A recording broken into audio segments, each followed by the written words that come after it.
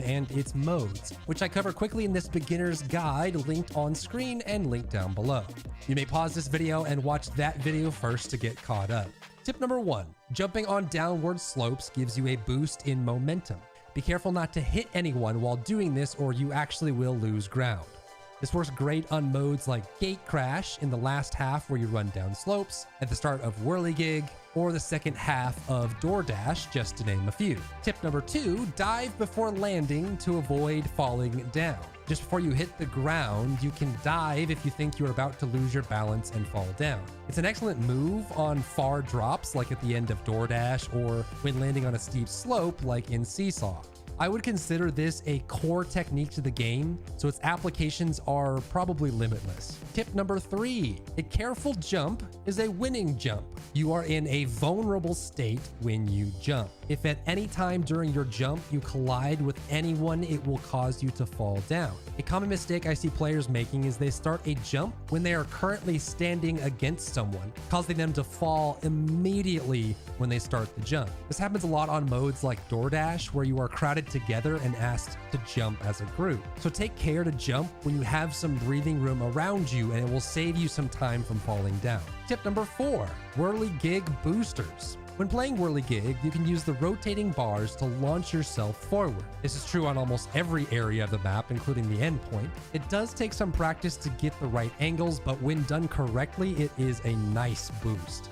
Also, there is a jump skip towards the end of the level by going either left or right at the junction and then jumping to the middle platform with a dive. Tip number 5, run along the rails on Seesaw. On Seesaw, you can jump on top of the rails along the walkways to avoid being grabbed or knocked down by other players. If you take the inside rails, you will also get to the center of the next seesaw slightly faster than everyone else. Tip number 6, roll out safety nets. In Rollout, you can use the walls on oncoming rollers as a safety net to make aggressive plays. Use this technique along with keeping a safe distance away from other people and avoiding the space where roller plates touch, as this is the easiest place to get grabbed and thrown off. Tip number 7, we will fruit in the shade. Fruit shoot is one of the modes that players struggle with at first. A safe and simple strategy to clear fruit shoot is to huddle inside the pockets on either side of the map. You can dive in front of these ledges to keep yourself from going backwards as well, and if you do it right, you can even get further ahead by doing this.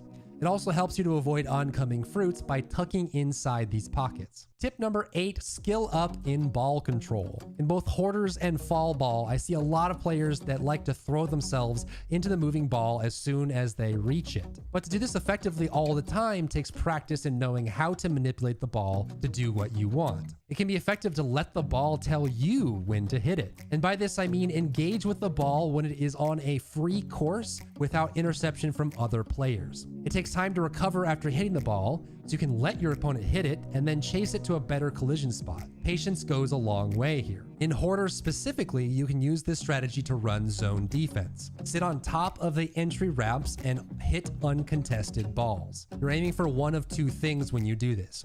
1, make the last place team worse by either blocking balls from entering their zone or preventing them from getting new ones. Or 2, make your team better by either keeping balls inside your zone or adding new ones to it. Preferably always try to steal from the third place team. Remember, 2 out of the 3 teams qualifies, so you can aim to win or you can aim to make a team lose, but in both scenarios your team will end up qualifying. Tip number 9, light-footed. In the beginner's guide, I recommend not waiting at the start of Tiptoe and jumping out to find the correct path quickly, but metas shift as they are solidified. So if the lobby you are in is using this strategy, you can just use the opposite. Let the other players jump out and find all the wrong paths and wait for the correct path to be found and unlock to the second or third row.